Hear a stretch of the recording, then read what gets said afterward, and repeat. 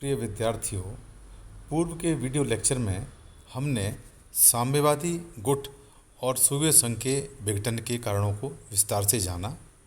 आज हम इस वीडियो लेक्चर में साम्यवादी खेमे के विघटन के प्रभाव को जानने का प्रयास करेंगे, अर्थात साम्यवादी खेमे और सोवियत संघ के विघटन का अंतर्राष्ट्रीय राजनीति पर क्या प्रभाव पड़ा, क्या नए परिवर्तन हुए अंतर्राष्ट्रीय राजनीति में, अंतर्राष्ट्रीय राजनीति का परिदृश्य किस प्रकार परिवर्तित हुआ, इसको हम विस्तार से जानने का प्रयास करते हैं। तो सबसे पहला प्रभाव जो हमें देखने को मिलता है वो है शीत युद्ध का अंत।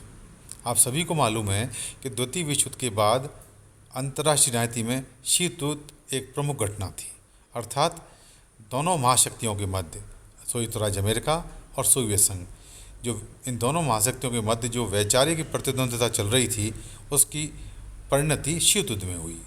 शीत युद्ध अपनी चरम सीमा पर दोनों के मध्य अंतर्राष्ट्रीय राजनीति में देखने को मिला।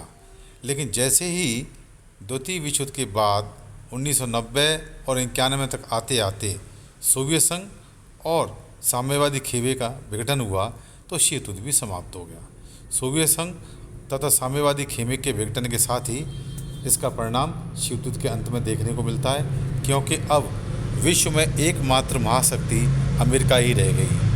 क्योंकि उससे पहले तो अंतर्राष्ट्रीय राजनीति इन दोनों महाशक्तियों के मध्य देखने को मिलती थी।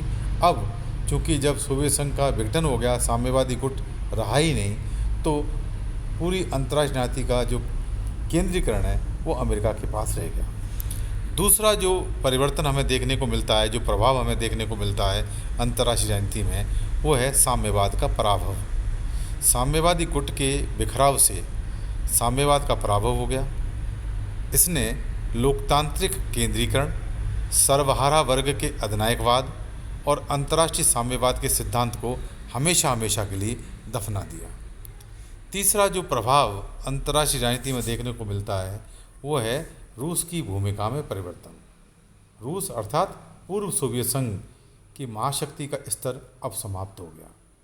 इसने रूस की बीमार तथा जर्जर होती अर्थव्यवस्था को पूरे विश्व के सामने उजागर कर दिया। तो ये प्रभाव भी हमें देखने को मिलता है। चौथा जो प्रभाव हमें देखने को मिलता है वो है एक ध्रुवीय विश्व व्यवस्था का उदय। अब इसके कारण शीत युद्धकालीन द्विध्रुवीय विश्व व्यवस्था के स्थान पर एक ध्रुवीय विश्व व्यवस्था का उदय हुआ, जिसका नेतृत्व अमेरिका के हाथों में आ गया। अगला प्रभाव जो काफ़ी दृष्टिगत हुआ वो था विश्व अर्थव्यवस्था पर प्रभाव। साम्यवादी खेमे के विघटन के प्रभाव स्वरूप अब अर्थव्यवस्था के समाजवादी मॉडल, सोशलिस्ट मॉडल या कम्युनिस्ट मॉडल, इसके स्थान पर पूंजीवादी मॉडल, कैपिटलिस्ट मॉडल को सर्वव्यापी मान्यता प्राप्त हो गई। परिणाम स्वरूप विश्व में उदारीकरण और भूमंडलीकरण, लिबरलाइजेशन और ग्लोबलाइजेशन की नीति का प्रसार द्रुत गति से हुआ है।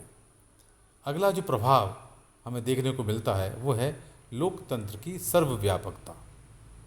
साम्यवादी खेमे के विघटन ने उदारवादी लोकतंत्र को एक सर्वश्रेष्ठ शासन प्रणाली प्रमाणित करने के साथ साथ उसकी सर्वव्यापकता को भी स्थापित कर दिया, अर्थात लिबरल डेमोक्रेसी पूरे विश्व में सफलता के शिखर पर स्थापित हो गई।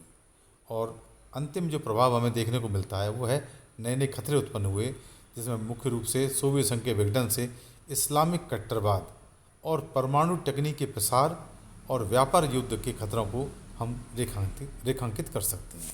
तो इस प्रकार आपने जाना कि जैसे ही सोवियत संघ और साम्यवादी गुट का प्रभाव हुआ, अंतर्राष्ट्रीय राजनीति पर हमें ये प्रभाव देखने को मिलते हैं। पहला शीत युद्ध का अंत, दूसरा साम्यवाद का पराभव, तीसरा रूस की भूमिका में परिवर्तन, चौथा एक ध्रुवीय विश्व व्यवस्था का उदय, पाँचवा विश्व अर्थव्यवस्था पर प्रभाव और छठवां लोकतंत्र की सर्वव्यापकता और सातवां नए नए खतरे, चाहे वो इस्लामिक कट्टरवाद हो, चाहे वो परमाणु तकनीक का प्रसार हो, चाहे वो व्यापार हो।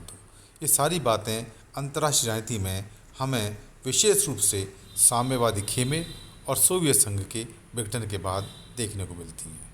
आशा है आपको साम्यवादी खेमे के विघटन के अंतर्राष्ट्रीय प्रभाव स्पष्ट हुए होंगे। धन्यवाद।